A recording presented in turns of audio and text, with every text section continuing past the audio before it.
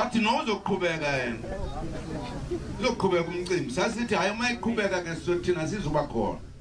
Owayesakuba ngumongameli weli Umnumzana Jacob Zuma wangena kwintolongo yasemtshezi KwaZulu-Natal emva kokudelela umyalelo wenkundla yomgaqo siseko wokuba ayokuvela kwikomishoni ephanda izityholo zokubanjwa karhulumente ngobhongwane nebibhexeshwa nguJaji Raymond Zondo. Kodwa namhlanje Isebe lezoluleko liyikhuphe ingxelo lingqina ukuba ngokwenene owayesakuba ngumongameli Umnumzana Jacob Zuma ukhululwe ngenxa yokuba impilo yakhe ingenengene. Isebe lezoluleko lithi lilanyanzeleka ukuba limkhulule Umnumzana Zuma emva kokufumana ingxelo ngempilo yakhe. Mr. Jacob Zuma has been placed on the medical parole effectively from today, and he's also been informed. And there are conditions attached to it that we'll have to comply with. But for now, we must indicate that he remains in hospital up until such time that doctors discharge him.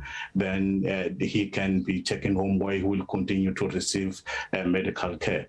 Isebe lithi phambi kokuba likhulule nawuphi na ubani ngengqawule lilijonge ukuba ingaba lowo okhululwayo angaphinda uphule umthetho kusini na.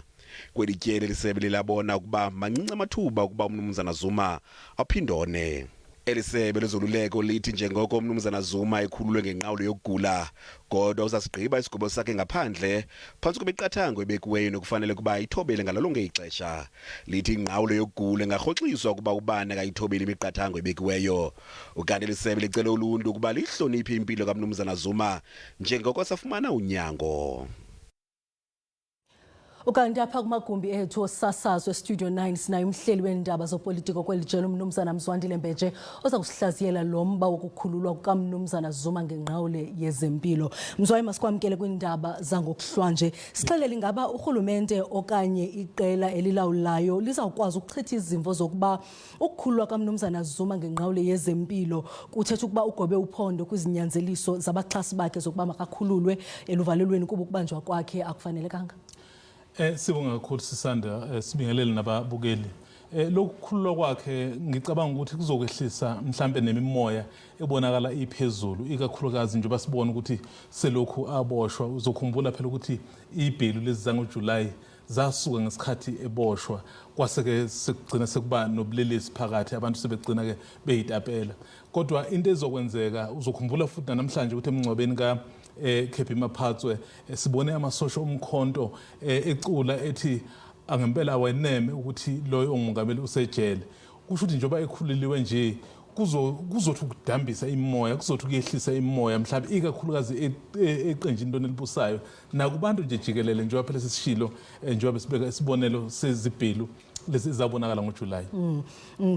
Lungacinywa njani ukhano lokuba lento kuthiwa ingqawule yezempilo liqhinga nje lokukhulula abo banobudlelwane nabezopolitiko ngefestile eluvalelweni? Uzokhumbula ukuthi ngosuku lokuqala mhla engena ejele akangenanga ejele elijwayelekile, wangena kodwa esikhungweni sezempilo ngenxa yempilo yakhe ebuthakathaka.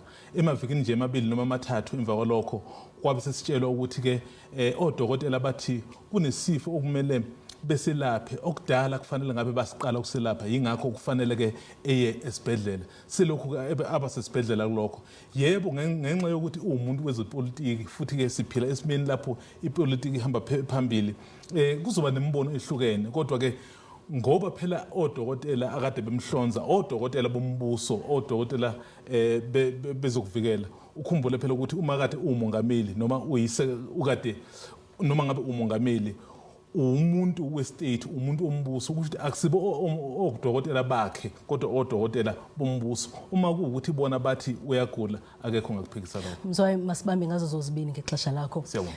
Lowo ke ngumnumzana Mzwandile ongumhleli wezopolitiko kwijelo lendaba iSABC.